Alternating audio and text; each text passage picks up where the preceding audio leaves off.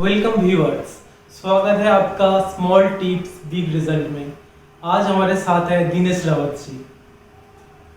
तो सर का एक प्रोजेक्ट है ग्लोरीज ऑफ इंडिया, उसके बारे में हम लोग ने बहुत कुछ सुने हैं, उसके बारे में चर्चा करेंगे हम लोग। लेकिन उसके पहले उसका कुछ पीछे का कहानी भी हम लोग जानेंगे आज।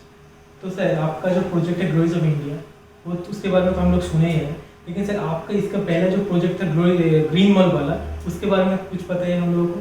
आप वो छोड़कर क्यों इस प्रोजेक्ट में आए हैं? ऐसा है कि ग्रीन मॉल का क्या प्रोजेक्ट है? ये था एक एनवायरमेंटल फ्रेंडली। ठीक है। और ये मैंने क्यों लिया था? मैं तो इंटरनेशनल ट्रेडिंग का आदमी था। हाँ। मेरे सारे दुनिया में बिजनेस था। हाँ। 60 देशों में मैं ट्रेवल किया। हाँ।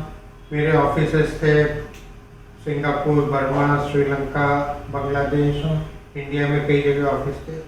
लेकिन तब उस समय मेरे पे कॉल आया, अंदर से कॉल आया कि हमको एनवायरनमेंट के लिए कुछ करना चाहिए। अच्छा। तो फिर मैंने जो है अपना बिजनेस आस्ते आस्ते स्केल डाउन करके ये ग्रीन मॉल स्टैब्लिश किया। ठीक है। और ये जो ग्रीन मॉल हमने स्टैब्लिश किया, ये एक इस तरह का मूवमेंट था जिससे इंडिया के नर्सरी इंडस्ट्रीज को एक जंप मिला। अच्छा। एक लेवल अप हो गया। अच्छा। ये मैंने 2005 में हमको ये इंसाइट मिला और उसके बाद मैंने इसमें बहुत कुछ काम किया और नर्सरी इंडस्ट्री को एक नया लुक दिया। अच्छा। यानी कि आप समझिए 2005 में इंडिया में नर्सरी इंडस्ट्री बोलने से एकदम बैकवर्ड इंडस्ट्री होता था, जैसे वो किसान लोग होते हैं उसी में नर्सरी थोड़ा डेवलप था। अच्छा। और शहरों में कुछ एक दुकान अच्छा था। लेकिन मैंने नर्सरी के लिए अपना वेबसाइट बनाया। अच्छा। उस टाइम वेबसाइट बनाया? उस समय वेबसाइट बनाया। अच्छा। फिर हमने बहुत सारा चीज़ इंट्रोड्यूस किया। अच्छा। हमने थाईलैंड, यूएसए, ऑस्ट्रेलिया, श्रीलंका, ये सब जगह ट्रेनिंग लिया, ऑब्जर्व किया और ऑब्जर्व करके वो सब सारे कॉन्सेप्ट हमने ग्रीन मॉल में लाए। अच्छा। मैं यहाँ पे 200 तरह के पाम्स मैंने इंट्रोड्यूस किए इंडिया में जो काम नहीं मिलते थे। अच्छा। हमने बोटेनिकल गार्डन को बहुत हेल्प किया। हमने इसके प्रोजेक्ट बना करके government of India prime minister को दिए 2008 में। अच्छा। प्रोजेक्ट का टाइटल था लेट्स मेक इंडिया ग्रीन। अच्छा। उसके बाद हमने इंडियन बोटेनिकल सर्वे को पूरा रिवाइव किया। वहाँ पे उनका पाम कलेक्शन जो खत्म हो गया था, उनका फिर से नया पूरा का पूरा पाम कलेक्शन किया। कलकत्ता म्यूनिसिपैलिटी को हमने एक प्रोजेक्ट दिया। अच्छा। कि किस तरीके से कलकत्ता एक पायलट सिटी बन सकता है, ग्रीन सिटी। वो 2008 का बात है। अच्छा। तो इस तरीके से हमने बहुत कुछ उसमें किया और इसमें मेरे को बहुत सेटिस्फेक्शन था। मेरे को पेड़ पौधों से बहुत प्यार है। अच्छा सर, आपके बारे में और एक चीज़ सुने है कि आपको ग्रीन मिरेकल मैन से नाम से जाना जाता है, वो क्यों सर? वो इसलिए क्योंकि बहुत सारे कॉन्सेप्ट जो इंडिया में नहीं थे वो मैंने इंट्रोड्यूस किया। अच्छा। जैसे कोकोपीट। कोकोपीट क्या है? ये जो नारियल का जो फाइबर होता है, फाइबर जब निकाल लेते हैं तो उससे डस्ट निकलता है। अच्छा। तो वो डस्ट जो है वेस्टेज होता है। हम लोग के एरिया में उसको लैंडफिल के लिए भी यूज नहीं करते थे क्योंकि it was considered so toxic. अच्छा। और इंडिया में कहीं उसको यूज नहीं करते थे। लेकिन मैं जब श्रीलंका में था तो मैं देखता था कि श्रीलंका में वही कोको डस्ट को अच्छा वो लोग एक्सपोर्ट करते हैं। जापान, यूरोप, अमेरिका उसका बड़ा बायर है। तो ये लोग क्या करते थे, कोको पिट को, ये जो डस्ट होता है इसको कोको पिट बोलते हैं वो लोग। कोको पिट का ब्लॉक बन जाता था, आधा किलो का, 1 किलो का, 5 किलो का। और वो ब्लॉक जो है सब ये डेवलप्ड कंट्रीज में एक्सपोर्ट होता था। तो श्रीलंका में मैं देखता रहता था। तो मैंने कहा कि ये जब इतना अच्छा प्रोडक्ट है और हम लोग के इंडिया में इतना अवेलेबल है और ये वेस्टेज होता है, इसको क्यों नहीं इंट्रोड्यूस? मतलब सब इंडिया में आप ही इंट्रोड्यूस किया कोकोपीट को? अच्छा। तो मैंने बहुत कोशिश किया लोगों को समझाने का लेकिन कोई माना नहीं। ठीक है। यहाँ तक कि हमारे वर्कर भी, हम उनको बोलते थे ये कोकोपीट यूज करो, हाँ। वो लोग बोलते हाँ हाँ, फिर सोचते थे कि ये बेवकूफ़ है, पागल है। अच्छा। उसके बाद उसको यूज हाँ, नहीं करते हाँ। थे। तो इस तरीके से फिर मैंने श्रीलंका से 2 कंटेनर खुद इंपोर्ट किया और अपने प्लांट्स में यूज किया। तो एक ये किया। फिर बड़े बड़े जो ट्रीज होते हैं, इंडिया में बड़े ट्रीज का कोई कल्चर नहीं था। अच्छा।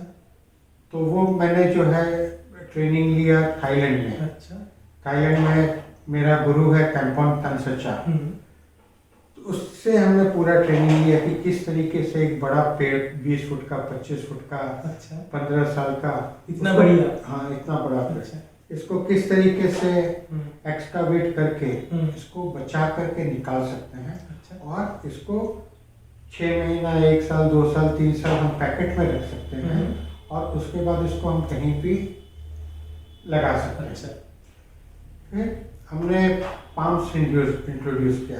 लैंडस्केपिंग का कॉन्सेप्ट इंडिया में, मतलब इंडिया में पाम आपने इंट्रोड्यूस किया है? बिल्कुल इंडिया में था। इंडिया में कमर्शियल पाम्स थे। अच्छा। जैसे नारियल, सुपारी, ताल और कुछ एक पाम थे, फिस्टेल, ये सब कुछ एक 15 पाम्स इंडिया में थे।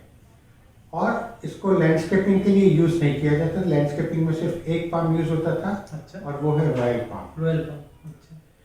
तो मैंने यहाँ पे इंट्रोड्यूस किए और ये फॉक्सटेल, बिस्मार्किया, ये सब पाम सब मैंने इंट्रोड्यूस किए इंडिया में। अच्छा। तो ये सब बहुत कुछ हुआ। और सबसे बड़ी चीज क्या हुई कि इंडिया में लैंडस्केपिंग का कॉन्सेप्ट आ गया। उसके पहले लैंडस्केपिंग बोलने से खाली 5 स्टार होटल में होता था। अच्छा। फिर इसके बाद hotel, housing complexes, hospital, school, सब जगह ये लैंडस्केपिंग करवाने लगे। पहले तो यही था कि आम का पेड़ लगा दो, नीम का पेड़ लगा दो, नारियल लगा दो, सुपारी लगा दो, लैंडस्केपिंग यही सब चलता था। और छोटे छोटे फूल के, सुगंधित फूल के लगा दो। तो ये सब कॉन्सेप्ट मैंने चालू किया। और मैंने पाम्स के ऊपर एक पुस्तक भी लिखी, पाम्स फॉर इंडिया। रियली? क्या नाम है उसका? Palms for India. अच्छा। तो ये सब बहुत कुछ हुआ। तो नेचुरली फिर लोगों के समझ में आया कि ये बहुत कुछ कर रहा है। तो मतलब इसलिए लोग आपको ग्रीन मिरेकल मैन बोलते हैं। अच्छा। तो से एक बात बोलिए, आपका तो बिजनेस अच्छा खासा चल रहा था, तो वो छोड़कर ग्लोरीज प्रोजेक्ट में की? क्या है, जिंदगी में अलग अलग मोड़ आते हैं। और मैं बहुत भाग्यशाली हूँ कि भगवान ने मुझको ऐसी जिंदगी दी है जिसमें कई मोड़ आए हैं, कई स्टेजेस आए हैं। यानी कि ईमानदारी से अगर मैं बोलूं तो भगवान ने मेरे को एक जिंदगी में 5 जिंदगी का सुख दिया है। बाप रे, थोड़ी एक्सप्लेन कीजिए सर हम लोगों के साथ। ठीक है, वो एक्सप्लेन करूंगा। उसके पहले मैं बताऊं कि मैं ग्लोरीज ऑफ इंडिया में क्यों आया। ठीक है। ग्लोरीज ऑफ इंडिया एक ऐसा प्रोजेक्ट है, क्या है कि हम लोग को जो इतिहास पढ़ाया गया है, जो इतिहास हम लोग को समझाया गया है, वो इतिहास एकदम फैब्रिकेटेड है। पूरा इतिहास बहुत बड़ा फ्रॉड है। अच्छा। हम लोग को क्या सिखाया गया है, हम लोग ये समझते कि हम लोग इंडियन हैं। तुम लोग तो फिर भी अभी नए स्टेज, तुम लोग थोड़ा डेवलप कंट्री देख रहे हो। हम जब छोटे थे 15-20 साल के, तो हमको बड़ा ग्लानि होता था कि हम लोग किस देश में हैं, कितना बैकवर्ड देश है, कितने गरीब लोग हैं, कितने लोग भूखे मरते। उस समय तो बिना खाए लोग मरते थे, लोगों के पास घर नहीं था, लोगों के पास बिजली नहीं थी। ऐसे इंडिया था। हाँ, ऐसा इंडिया था। आज तो तुम बहुत अच्छा देखो, आज तो कम से कम भूख से लोग पग नहीं मरते हैं। तुम ऐसा गाँव नहीं देखो कि जहाँ पे बिजली नहीं है। तो जब हम 20, 25, 30 साल की उम्र के थे तो हमको बड़ी ग्लानि होती थी, कितना हमारा बैकवर्ड देश है। Europe, America, China, Japan, Australia कितना डेवलप देश हैं। और मैं यही सोचता था कि भारत का यही भाग्य है, शुरू से भारत के लोग ऐसे ही थे। अच्छा। तो यही है। लेकिन आस्ते आस्ते मेरे को पता चला कि नहीं, सच और कुछ है। और इसका अंदेशा मेरे को आज से 30 साल पहले लगा। अच्छा। उसके पहले तक मैं क्या जानता था, भारत का इतिहास बोलने से एंथ्रोपोलॉजी के नाम पे मैं यही जानता था कि हम लोग जो हैं सब एकदम छोटे कीटाणु से बड़े होते होते होते रेप्टाइल बने, मछली बने, जानवर बने, बंदर बने, वनमानुष बने, जंगली मनुष्य बने। मतलब शुरू डार्विन थ्योरी। हाँ, अच्छा। पाषाण काल था, फिर लोह काल था, इस तरह का होते होते अभी हम लोग एकदम पीक पे हैं, टोटली सिविलाइज्ड है अभी। अच्छा है। अभी हम लोग डिजिटल एज में हैं, हम लोग रिमोट दबा के कहीं पे कुछ भी उड़ा सकते हैं, हम लोग एक मोबाइल लेकर के किसी से भी दुनिया में बात कर सकते हैं, किसी से भी वीडियो कॉल कर सकते हैं। तो हम लोग डिजिटली बहुत एडवांस हो गए हैं। लेकिन सच और कुछ है, उल्टा है सच। हम लोग बहुत एडवांस थे, और ये जो हम लोग एडवांसमेंट देख रहे हैं, ये एडवांसमेंट बिल्कुल कोई एडवांसमेंट नहीं है। मतलब पहले और भी एडवांस हम लोग। बिल्कुल, पहले हम लोग सिविलाइज्ड थे। अच्छा। हम लोग को जीवन क्या है मालूम था। अच्छा। जीवन का वैल्यू मालूम था। अच्छा। आज सबके सब जीवन जी रहे हैं, कहाँ जा रहे हैं कोई डायरेक्शन नहीं है। नहीं, ठीक। सिर्फ ज़्यादा से ज़्यादा कैसे कमा सकते हैं, ज़्यादा सैलरी कैसे मिल सकती है, किस बिजनेस में ज़्यादा इनकम है, किस तरीके से क्या करें जो कि ऑनलाइन करें, ऑफलाइन करें, क्या करें जो ज़्यादा पैसा आ सकता है। इसके अलावा जिंदगी का और कोई लक्ष्य नहीं है। अच्छा। लेकिन ये जिंदगी नहीं है। अच्छा। जिंदगी और कुछ है। जिंदगी में मैं कौन हूँ, मेरी क्या ज़रूरत है, वो ज़रूरत को मैं कैसे पूरी करूँगा। अच्छा। कैसे अपने जीवन को तृप्त बनाऊँगा, ये सब सारी चीज़ें हैं। आज लोगों को उसका कोई ज्ञान ही नहीं है, they don't have clue of that. अच्छा। और दे आर मिसिंग एवरीथिंग, और उनको ये भी नहीं मालूम है what is it that they are missing. अच्छा, उनको पता ही नहीं है कि पता ही नहीं क्या मिस कर रहे हैं। अच्छा। बोलते हैं ना, we don't know what we don't know. ठीक है। तो ये सबसे बड़ा हम लोग का पेन है। हाँ। तो हम लोग जो हैं बहुत एडवांस्ड है। अच्छा। और हमारी सिविलाइजेशन में 5000 साल पहले हम लोग इतने एडवांस थे कि आज का जो एडवांसमेंट है उससे आप समझिए कि कम से कम हम लोग 100 गुना एडवांस है।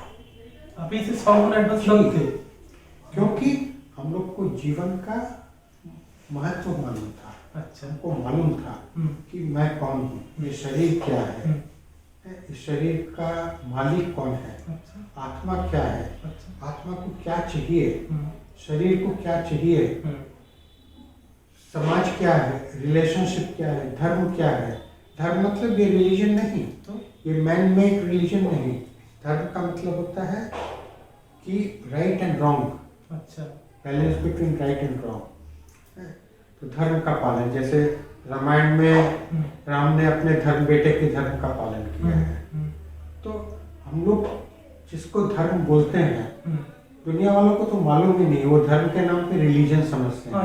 हिंदुइज्म, बुद्धिज्म, सिखिज्म, जैनिज्म, वो इसी को। तो तब ये चीज नहीं था। अच्छा। तो वहां से हम लोग नीचे गिरते गिरते गिरते आज इतना नीचे गिर गए हैं कि हम लोग को जीवन में क्या चाहिए उसका ज्ञान नहीं है। हम लोग क्यों जी रहे हैं, कहाँ से आए हैं, कहाँ जाना है, इस जीवन को कैसे बनाना है, इस जीवन के बाद क्या होगा, हम लोग को कोई ज्ञान नहीं है। अच्छा।